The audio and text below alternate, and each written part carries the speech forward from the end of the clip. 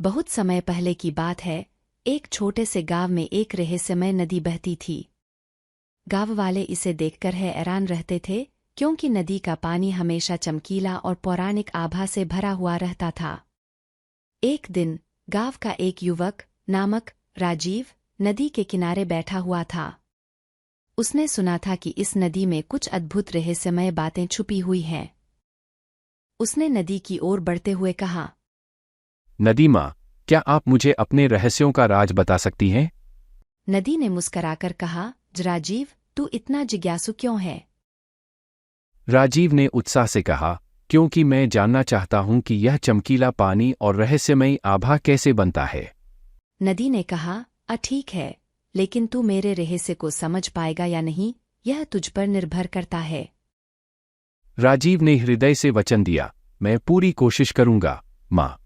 नदी ने अपना पानी बहाते हुए कहा, पहला रहस्य, मेरा पानी पवित्र है, क्योंकि यह सभी प्राणियों को जीवन देता है। राजीव ने चिरपिंग मन से कहा, यह कैसे हो सकता है? नदी ने हंसते हुए जवाब दिया, मेरा पानी इस स्वर्गीय वन्यता का प्रतीक है, और जब भी कोई इसमें स्नान करता है, उसका आत्मा पवित्र हो जाता है। राजीव की आंखों में उत्साह की किरणें चमक उठीं। नदी ने जारी रखते हुए कहा, दूसरा रहस्य, मेरी आभा वही है जो सपनों को हकीकत में बदल सकती है। राजीव ने सोचा, इसका मतलब? नदी ने हंसी में कहा, जब भी कोई यहाँ आकर चांदनी रातों में स्नान करता है, वह अपने सपनों को पूरा करने की ऊर्जा प्राप्त करता है। राजीव का चेहरा चमक उठा।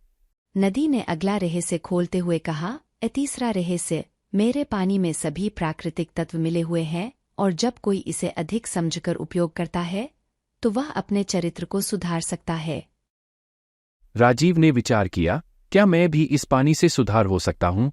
नदी ने हंसते हुए कहा, हाँ, जब तू इस पानी के साथ अच्छे भावनाओं के साथ व्यवहार करेगा, तो तू भी बदल सकता है। राजीव ने धन्यवाद कहते हुए कहा, मैं इस रहस्यमय नदी का कृतज्ञ हूँ, माँ।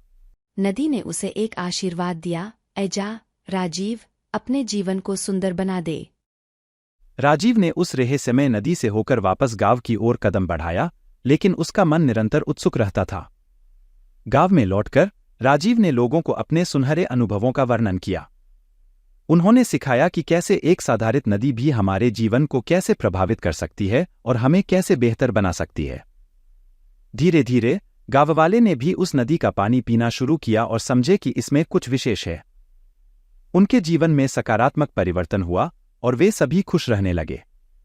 एक दिन जब राजीव फिर से नदी के किनारे बैठा हुआ था, तभी एक प्रकाश में आवाज हुई, राजीव, तू भी मेरे साथ आजा, तुझे भी एक विशेष आशीर्वाद मिलेगा।